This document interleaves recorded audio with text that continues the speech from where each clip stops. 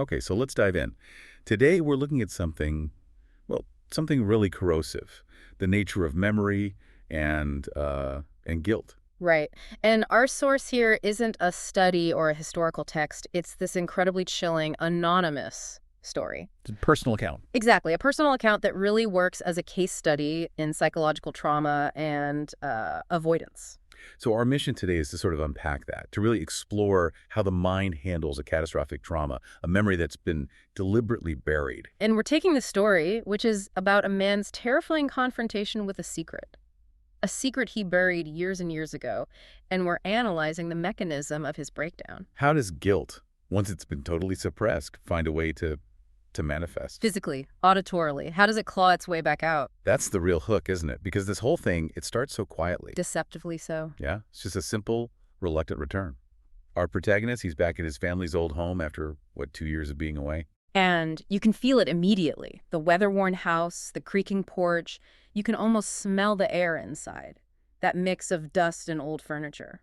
It's the setting that really tells the first part of the story. The house itself is like this physical representation of regret. It's all just tired, the sun-faded siding, the peeling paint. He's just there to clear out a few boxes, treat the past like it's junk. But the house won't let him. No. And then you have that climb, the reluctant pull of the attic ladder. The attic is always the perfect place for these kinds of stories, right? It's a space that's literally stuck in time, full of all these boxes and labels tied to this quiet, shared family guilt. And he finds the box, the one just marked toys. And you can just imagine him sifting through it. The cracked green plastic binoculars, the little chipped Hot Wheels cars. These are all bittersweet artifacts of a relationship he basically destroyed. But then he finds it. The relic. The walkie-talkie. And the description is so clear. Scratched metal, dusty, the antenna bent sideways, dead. And yet, the instant he sees it, his body just reacts. Dry mouth, his stomach twists, this completely unreasoning panic. Why does the body react before the mind even acknowledges what the threat is? That visceral response is everything. It tells you the body never forgot what the mind chose to suppress. So the object itself is a trigger. It's a traumatic trigger, yeah. It's loaded with the complete, unsorted memory of his brother, Daniel. He hasn't consciously remembered the event yet, but just the sight of that thing causes this flood of dread. And as he holds it, a little piece of it comes back. A soft flashback. He hears Daniel's excited voice in his head, coming over the static. This is Eagle 2 to base over. Yeah, that memory of them playing soldiers in the woods. And then, just as quickly, the memory cuts off. And it snaps to the accident. Daniel snuck off alone, slipped near the creek, died of hypothermia. That's the official story anyway. That's the story he's been telling himself? Yeah. And after that, yeah, just silence. The woods became forbidden. No one mentioned the walkie-talkies again. So he takes this relic, this symbol of his guilt, back to his clean, modern apartment. He tries to introduce this dark object into his carefully constructed life of avoidance. Which, as we know, never works. Yeah. He tries to rationalize it, by testing the walkie-talkie. He flips the switch, expecting nothing. And at first there is nothing, no power at all. But then there's this dark compulsion that makes him hold down the talk button anyway. And that's when the first impossible thing happens. A faint, brief hiss of static. And then it's gone. And this is with the corroded battery compartment, right? There's green-white crust flaking out of it. It's completely dead. He even takes the dead batteries out, presses the button one more time, and the static is still there. Quiet, broken, but undeniably there. It's working without power. This is where the story's telling us the problem isn't electrical anymore. No, it's metaphysical. But he immediately tries to explain it away. Stray frequencies, damaged toy, whatever, he puts it on a shelf. He gives the fear a mundane name, hoping it loses its power. But the mundane doesn't hiss at you in the night. No. That first night, he's drifting off to sleep, and this low, sudden crackle just breaks the silence. Just one sound, but it's enough to yank him wide awake, his heart pounding. And then the next morning, it's back. That thin, shallow hiss. It's persistent, coming from the shelf he hasn't touched. So this is the pattern. The intrusion of the suppressed memory, it's getting louder, more frequent. And he does what anyone in denial would do. He tries to physically quarantine the guilt. He grabs it and shoves it into a desk drawer. Out of sight, out of mind. But trauma doesn't respect desk drawers. No. That night he comes home late, a bit drunk. Another form of avoidance. And the crackle is back. But it's different this time. It has a sharp edge to it. The sound has evolved. He's standing there listening, and the static seems to dip and break apart, almost like wind blowing across a microphone. And underneath it all, a soft, exact murmur. The drinking didn't help, it just lowered his defenses. Exactly. He rushes to the drawer, but he can't bring himself to open it. He goes to the sink, splashes water on his face, trying to sober up, trying to get a grip. He's just staring at the closed drawer, wrestling with this impossible noise, and that's when the murmur becomes clear. He hears it perfectly. Jackie.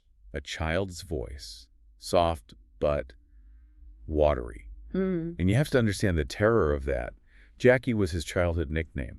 No one else ever called him that. This isn't a random frequency, this is personal. After that, the denial just becomes frantic. It's a neighbor's baby monitor, it's old electronics, it's anything. But the sound is constant now, whenever he's alone. Sometimes it's just static at the edge of understanding, but other times he hears words. Like when he's just making coffee and the hiss rises, and then so clearly, why? And the voice isn't angry. That's what's so fascinating. It's just profoundly hurt. A voice full of sorrow suggests it's not looking for revenge. It's looking for recognition. It's the sound of that lost moment, the emotional truth he refused to confront, and the intensity forces him to act again. He moves the device, this time into the hall closet. Another attempt at physical separation. But this time it's because of something even worse. The voice sobs. Yeah. Quiet and fragile. The sound of a child crying through layers and layers of static. Can you imagine standing outside a closet in your own apartment, listening to the sound of your dead brother crying? So he just throws himself into distraction. Extra shifts at work, drinking more, meaningless hookups. Anything to avoid being alone in that apartment, an apartment that now feels heavy, with the closet just always mumbling. This is a classic symptom, right? When the subconscious externalizes trauma like this as an auditory hallucination, avoidance just makes it stronger. It absolutely does. Because one night, he's just walking past that closet, and the words just cut right through the noise. I'm scared. It's terrifying, but it's also deeply manipulative. It forces him to relive the core emotion of the event, Daniel's fear. And from there, the terror moves from sound to vision. The nightmares start. Pulling him right back to the forest he's worked so hard to forget. The trees are leaning in. The sound of the rushing water is constant. The dreams are the final layer of memory retrieval. They're somatic, sensory. He can't escape the physical reality of Daniel's death anymore. He sees Daniel, face down in the water, motionless. And this is where the subconscious stops being subtle and just moves into pure horror. Daniel lifts his head from the water. Pale, sunken face, cheeks bulging with trapped water. Eyes clouded, unfocused. The brain is punishing him, forcing the reality of what happened, the suffocation, the hypothermia, right onto him. And sometimes in the dream, Daniel screams, but no sound comes out. But the worst part is the whisper, wet and pressed right up against his ear. It's not funny anymore. And there it is, the voice, the memory is explicitly telling him the truth. This wasn't a tragic accident. It was the result of a cruel act. Which sets the stage for the final breakdown. He comes home after another long night of avoidance and the usual mumbling from the closet. It's been replaced. The scream. Raw, wet, full of water and pain, just stretched thin across the static. This is the culmination. The dam has broken. He can't take it anymore. He rips the closet open and just slams the walkie-talkie against the wall, a desperate need for silence. The screaming stops, but the plastic casing is cracked in two. But what's so fascinating about the trauma cycle is what he does next. The fear is immediately replaced by this overwhelming guilt. He feels compelled to fix what he just broke. He has to make the connection whole again, so he's there on the floor, frantically wrapping the broken pieces with tape. And the second the plastic holds its shape, the speaker crackles back to life. First, it's just this soft plea, please come back, Jackie. Then the drowning scream returns. But then it shifts. It changes into this heartbreaking, gurgling question. Where are you, Danny? And that is the ultimate twist, isn't it? It is. The question reveals the nature of the haunting. It's not just Daniel's voice he's been hearing. It's his own guilt projected back at him. Asking the question he was too cowardly to ask himself when he left his brother alone in those woods. And then the final crescendo of terror. The sound just stops abruptly. Total silence. Followed by 3 slow knocks against his bedroom door. Which is just inches away from where he's kneeling. And then the dripping. Soft, steady, tapping on the floorboards right outside the door. He's just paralyzed, imagining these bare, soaked feet standing right there on the threshold. And in that frozen moment of pure terror, the memory comes back. The complete sinking weight of the truth, all at once. It wasn't an accident. He planned the whole thing. The sneak out, the game of hide and seek, and then he just walked out of the woods. He left him there alone. It was supposed to be a prank, a calculated bit of cruelty to teach him to toughen up. And he remembers lying in his bed that night. The other walkie-talkie turned on, tuned to Daniel's frequency. He remembers hearing that same broken, wet static of voice trying to climb through a storm. A voice he chose to ignore. He just rolled over and fell asleep. The voice he'd been hearing for weeks was the one he chose to forget that night. And that's the true weight of it.